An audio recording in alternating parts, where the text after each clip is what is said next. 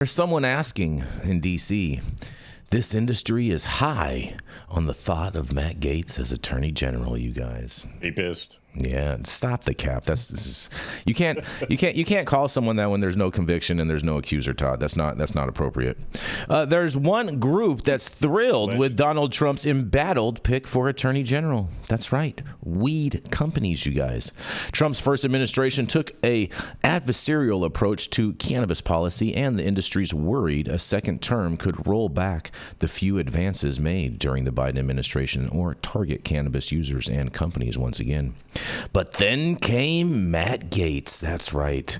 A few lawmakers on Capitol Hill have taken a more pro-cannabis stance than Gaetz, and his selection has left the weed industry feeling like Christmas morning. Yes, that's right, with mistletoe and jingle bells. That's right.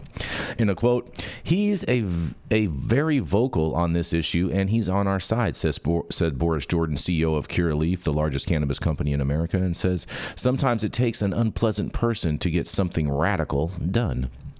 Well, good job, Boris. That's a good quote.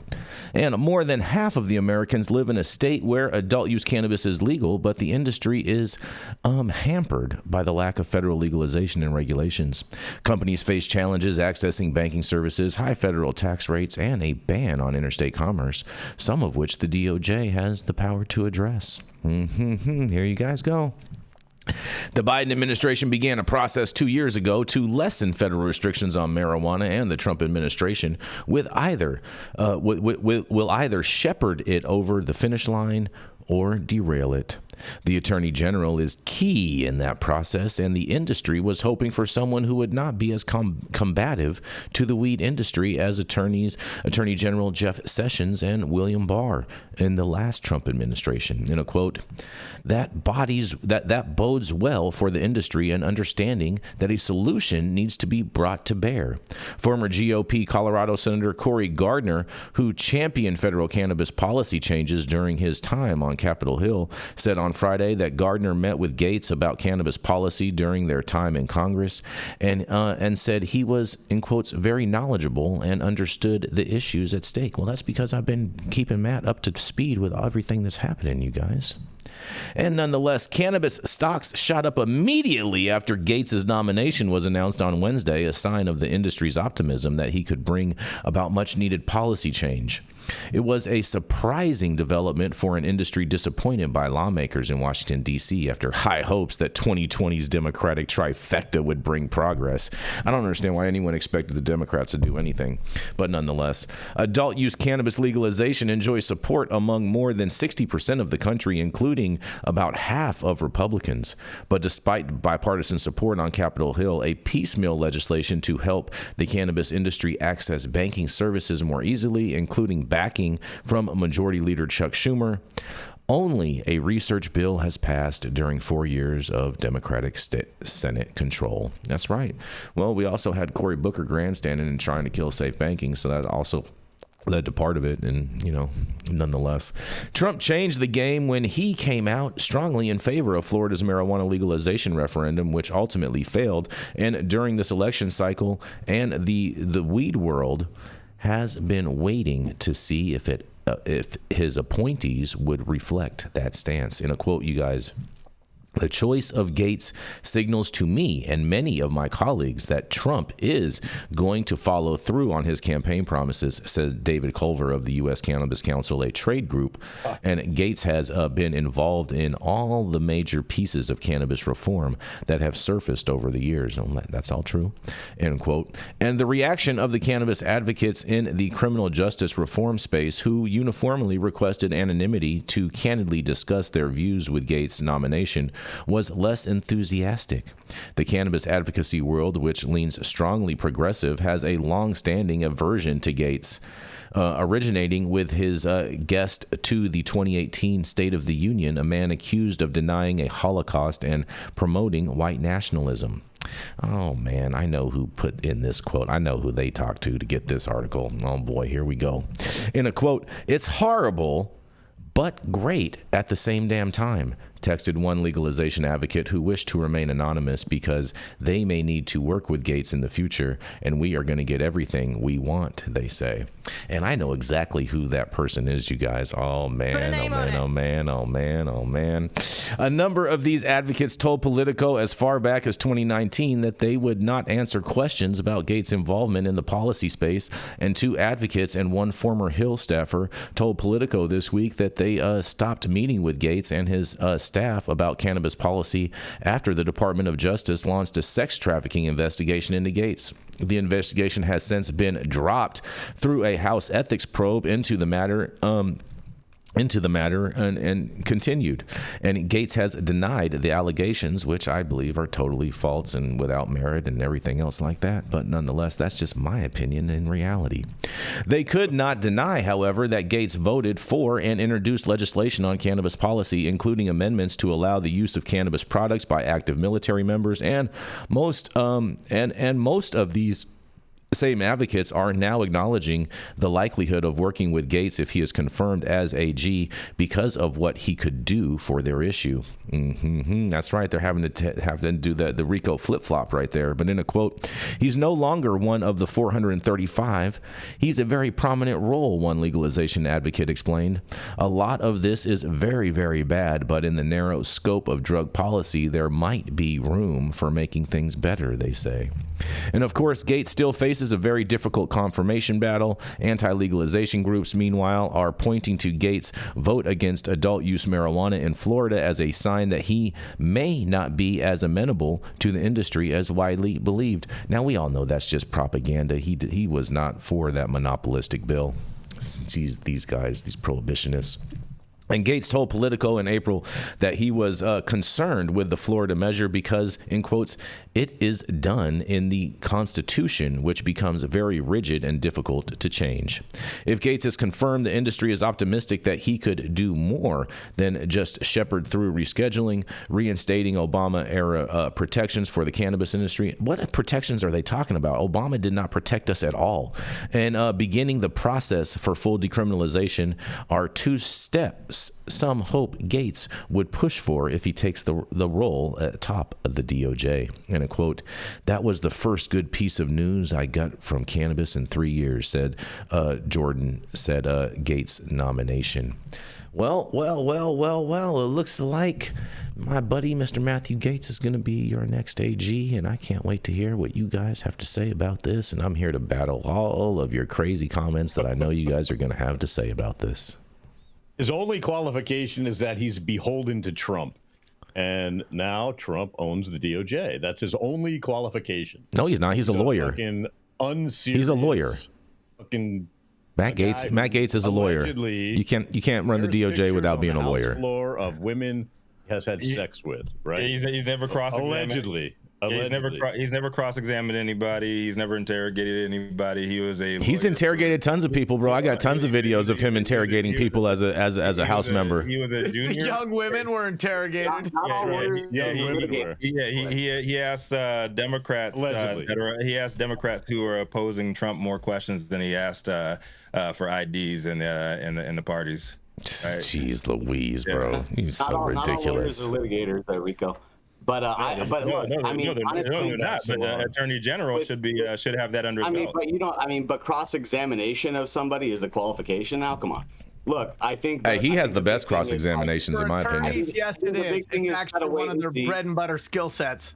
Yeah, come on. Every lawyer is not a litigator, so they're not in a position to cross-examine because they're not in court. Every lawyer that passes law school is practiced in those skills, no matter what area of law they choose. And if you look at Matt Gaetz' history on Capitol Hill and all of the questions that he poses, all these woke individuals that have come before different committees and whatnot, he has been a champion in litigating them and their woke policies and agenda pieces.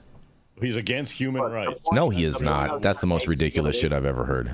You got to wait and see with all these people. It's not like anybody is going to be better or worse for cannabis. It's all going to. He's going to be the best for cannabis. He's the best thing we could have for cannabis. It's going to depend on whose voices are there and who's being heard and who's being supported by this administration. That's what's going to. I'm pretty sure you can find somebody. I'm pretty sure you can find somebody without the the baggage to be pro cannabis. Good luck. Actually, the baggage. I think the baggage is better, Rico, because it shows that they've already walked over the hot coals and are still around. When they try to bury a report with him boning 17-year-olds, that's not really good. That's fake news, bro. That's Democrat propaganda. It's not fake news. It is fake news, bro. Dude, the report was released, and a 17-year-old said that she had show me where the accuser is. And dude, it's all over the news since last night. Not buying it. 17-year-old said she was fucking her 17-year-old friend, and she had sex with him too.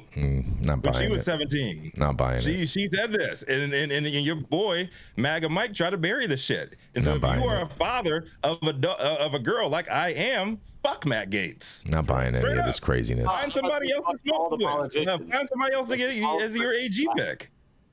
Not buying any of this craziness. Like straight the fuck up. Like, this has been released, and the Republicans can't find one other person to be the Attorney General. Come on, bro. He's gonna be the AG, bro. It's gonna be great. Real shit right there. That is real shit. And they tried to bury that shit. And your boy Kevin McCarthy got kicked out because he was going to out him for that shit, and he resigned. That is not why. That is not why that happened. Released the next damn day. That is not why that happened. That is not why that happened. That is not why that happened at all.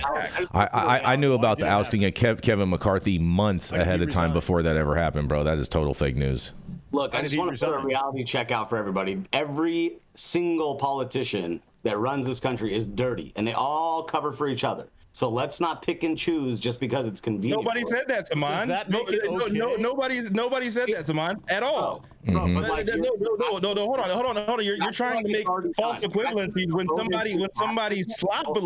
when somebody sloppily tried to pay Venmo for sex with a 17-year-old. I'm not arguing that. What I'm saying is stop the ridiculousness. All these guys are in the same boat. You sound like you're working for CNN right now, Rico.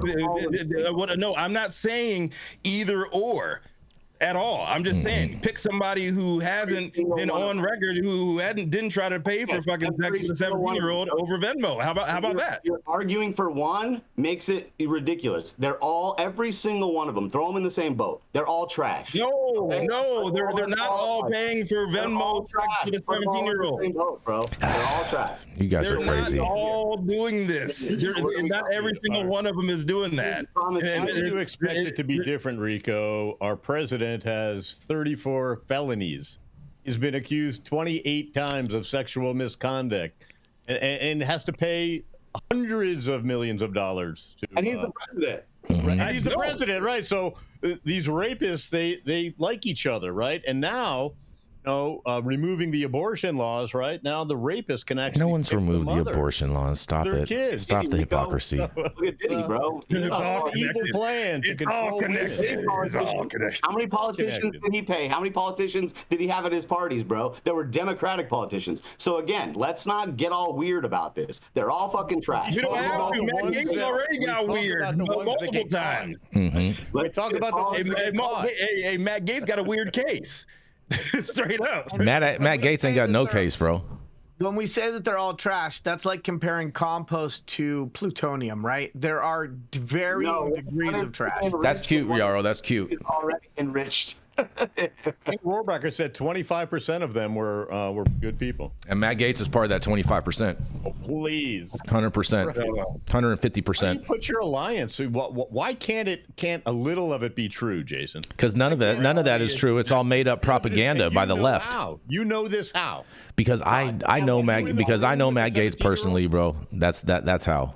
That's how. What does that mean? That lots of people knew Dahmer, right? Lots of people knew all these serial killers. He was such a nice guy, right? That's what they always say. And because he's a nice guy means he can't have sex with a 17-year-old? It didn't happen, bro. It didn't happen. It's total fake news. Total bullshit. Why did he resign? Why did he resign exactly? Total bullshit. Guys, I'm going to agree with Nick Bradley today. Politics are insane, Nick. You are absolutely right, okay? This is the problem. This is the divisiveness because no one could hear reason. Logic goes out the window. I'm surprised that none of you guys. I'm just surprised that you guys all want to harp on this false allegation and don't want to say anything of like you guys don't think that he'll actually get confirmed or anything else like that. And I'm surprised none of you guys want to stand on that. These are not false. It's 100% a false allegation. I like to stand on things because I'm so damn short. I need that extra view. We all know that. So what I will say is that Trump likes to position himself as an outsider. I don't know that that's accurate. He likes to position himself. He's definitely as an outsider. Stop interrupting. You guys really need to level up the decorum on the show instead of just pecking at each other. Trump likes to. So there. You ruined my fucking flow, goddammit. So shut it. It might be your show, but this is my moment. Trump likes to put himself as the maverick. I'm not sure that everything he's done is really outside the box or outside the Beltway or outside of Washington, D.C. Mm-hmm. However, one of the things that he has done in these in this rapid blitzkrieg of proposed cabinet picks is he has picked a lot of people who on the surface, even through a conventional Republican lens, do not appear to be eminently qualified for the roles in which they are being selected. Gaetz is not the only person who falls into that category. When you pick a Fox News anchor, and yeah, he had some military service, but he's got a slew of sexual assault settlements while he was at Fox. You are picking people who like that could be seen. Stop it, Todd. I thought that was part of working at Fox. I can't help it. You are picking people who are being seen as unconventional for the roles that they're being considered. Now, sometimes that may be a revolutionary approach, and other times it may be a reckless approach. And so the fact that Gaetz has a law degree doesn't mean that he is a competent or accomplished attorney. And so even within the Republican Party, there is ample concern by a wide swath of constituents that he might not be the most proficient pick. And so what I think we're seeing here is a pattern where it appears at first blush that Trump is choosing people that he feels might be loyal to him versus very, very capable at the roles are being considered. Now, that may or may not be true, but it is not a Democratic perspective. And if you turn on news sources or sources of infotainment that identify themselves as right-leaning or right-wing, there is a broad conversation going on about whether Trump is putting the best people in the best roles. Mm-hmm. I don't think Gaetz gets through because I think that Trump is trying to be too aggressive in his first 100 days, and that the idea of no FBI checks, recess appointments, and picking people who appear to be from his sphere instead of from a very wide bench of tools in a toolbox that a Republican president could choose. I think at a very minimum, he's going to either it's going to backfire or he's going to use too much of his political capital on appointments versus legislation and policy proposals. I think it's like probably part of his strategy to put some of these people up so that they are a deflection point. You know, this is a bocce ball game essentially. He's putting up blocks so that he can do what he needs to do. But I think that's politics. I don't think it's fair to say that, like, you know, all politicians haven't chosen somebody that was, you know, polarized in some fashion, mm-hmm. Or just as like the aside of like, look, this is just the preliminary. No one has been confirmed, no one has been adopted, and no one has taken an actual job. So for us to sit here and like debate this as it is fact is just too premature. So let me tell you how this thing is going to go. I'll go ahead, Jenny. Sorry. Here's how it probably should be going, because we're a weed show. Is Matt Gaetz good for weed? Yes or no? Yes, he is. We can debate his personal life and what he's done and whatever else, but I don't think that that's necessarily this show, and I think that's caused a lot of dissension, and I'm going to let you guys go back and forth about it if you want to.